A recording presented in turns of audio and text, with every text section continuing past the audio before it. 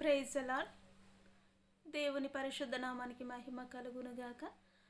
చక్కటి అవకాశాన్ని దయచేస్తున్న దేవాతి దేవుడికి ప్రత్యేకమైనటువంటి వందనాలు తెలియజేస్తూ ఉంటున్నాను. ఆయనకే సమస్త మహిమ ప్రభావములు యుగ యుగములు చెల్లునుగాక. అయితే ఈ సమయంలో మనము పరిశుద్ధ గ్రంథంలో నుండి ఒక లేఖనాన్ని మనం చూసుకుందాం. ఎఫెసీయులకు రాసిన పత్రిక 5వ అధ్యాయము 15వ వచనాన్ని మనం చూసినట్లయితే, దినములు చెడ్డవి గనుక మీరు సమయమును పోనీయక సద్వినియోగము చేసుకొనుచు అజ్ఞానుల వలె కాక జ్ఞానుల వలె నడుచుకున్నట్లు జాగ్రత్తగా చూచుకునుడి. దేవుని వాక్యము తెలియచేస్తూ ఉంటుంది.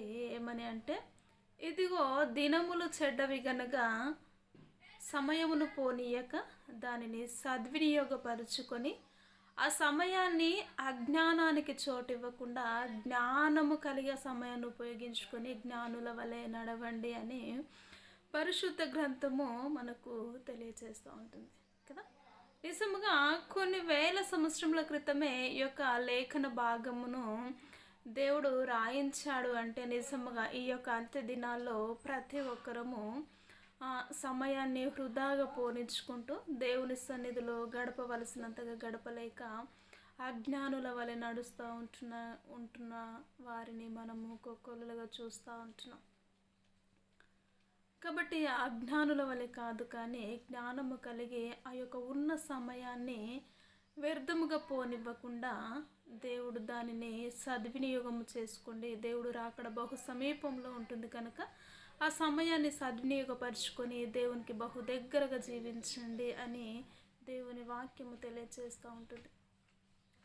నిజముగా నేటి దినాల్లో దేవుడు అంటున్నాడు, ఒక గడి అయినను మీరు మెలకువగా ఉండి ప్రార్థించలేరా, లేక సమయాన్ని ఉపయోగించుకోలేరా అన్నట్టుగా శిష్యుల చేత తను శ్రమకాలంలో లేక బంధించబడుతూ ఉంటున్న సమయంలో శిష్యుల చేత మాట్లాడినట్టుగా మనం చూస్తూ ఉంటాం.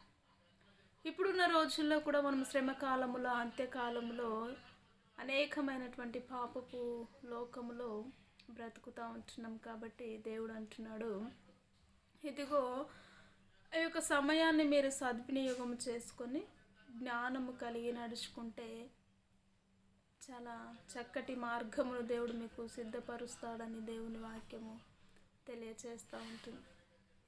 కాబట్టి అజ్ఞానుల వలె కాదు, కానీ జ్ఞానము కలిగి నడుచుకోవాలి. జ్ఞానము అనగా ఈ లోకంలో మనం చూసినట్లయితే ఎన్నో జ్ఞానాలు ఉంటాయి, కానీ దేవునికి కలిగిన జ్ఞానము, దేవుని సన్నిధిలో ఉండవలసిన జ్ఞానము డిఫరెంట్ ఉంటుందండి.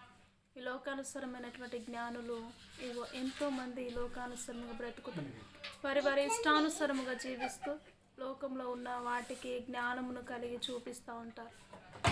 అటు జ్ఞానమును అటు ఉపదేశమును మనము పొందుకోకూడదు, కానీ దేవుని జ్ఞానాన్ని కలిగి ఆయన ఇచ్చే ఎవరికైనా జ్ఞానము కొదవగా ఉన్న ఎడల వారు దేవుని అడగాలి అని దేవుని వాక్యము తెలియజేస్తుంది. మన పితరులైనటువంటి వారు అనేకమైనటువంటి దేవుని జ్ఞానము చేత దేవుని నడిపింపు ద్వారానే ఈ లోకాన్ని జయిస్తూ వచ్చారు. మనము కూడా జ్ఞానము కలిగి ఈరోజు అనేకమైనటువంటి వారు మన దేశము కొరకు ప్రాణాలను అర్పించిన వారు ఉన్నారు. అదేవిధంగా ఈరోజు వ్యాలంటైన్స్ డే అంటే ప్రేమికుల రోజు అని ఎంతోమంది యవ్వన బిడ్డలు కూడా సమయాన్ని వృధాగా పోనించుకుంటూ దేవుని సన్నిధిలో గడపలేక వారి జీవితాలను పాడు చేసుకుంటున్న వారు ఉంటున్నారు. కాబట్టి అలాంటి పరిస్థితిని దేవుడు సమయాన్ని నిజంగా అంత్యకాలంలో వ్యర్థమైనటువంటి వాటి వైపుకు పరుగులు ఎక్కువగా తీస్తూ ఉంటారు, కానీ సమయాన్ని సద్వినియోగము చేసుకోలేకపోతారు దేవుని సన్నిధిలో. కాబట్టి అలాంటి పరిస్థితులు మనం ఉండకుండానట్లు, అనేకమైనటువంటి వారు కూడా అలాంటి పరిస్థితుల గుండా వెళ్ళకుండానట్లు దేవుని మార్గములు నడవాలి. దినాలు చెడ్డవిగా ఉంటున్నాయని ముందుగానే రాసి ఉంచున్నాడు దేవుడు. కాబట్టి ఈ చెడ్డ దినాల్లో మనం జ్ఞానము కలిగి నడుచుకున్నప్పుడు మనం అద్భుతమైనటువంటి రీతిలో దేవుని సన్నిధాన్ని గడపగలము. అట్టి జ్ఞానమును అట్టి తెలివి దేవుడు మనకు అనుగ్రహించునుగాక. ప్రార్థన చేసుకుందాం. స్తోత్రములు మహోన్నతుడా, జీవము కలిగిన తండ్రి, మీకు వందనాలు, స్తుతులు, స్తోత్రములు. నిజముగా దినములు చెడ్డవి కనుక జ్ఞానుల వలె అయ్యా నడవగల కృపను మీరు, అట్టి ధన్యతను మీరు మాకు మీరు దయచేసి దేవాని నామానికి మహిమ తెచ్చుకోమంటూ యేసుక్రీస్తు ఉన్నతమైనటువంటి నామంలో ప్రార్థించి అడిగి వేడుకుంటున్నాము తండ్రి. ఆమేన్, ఆమేన్. ప్రైజ్ అలాడ్. ఈ యొక్క వీడియో నచ్చినట్లయితే లైక్ చేయండి, షేర్ చేయండి, కామెంట్ చేయండి, సబ్స్క్రైబ్ చేసుకోండి. ప్రైజ్ అలాడ్ అందరికీ.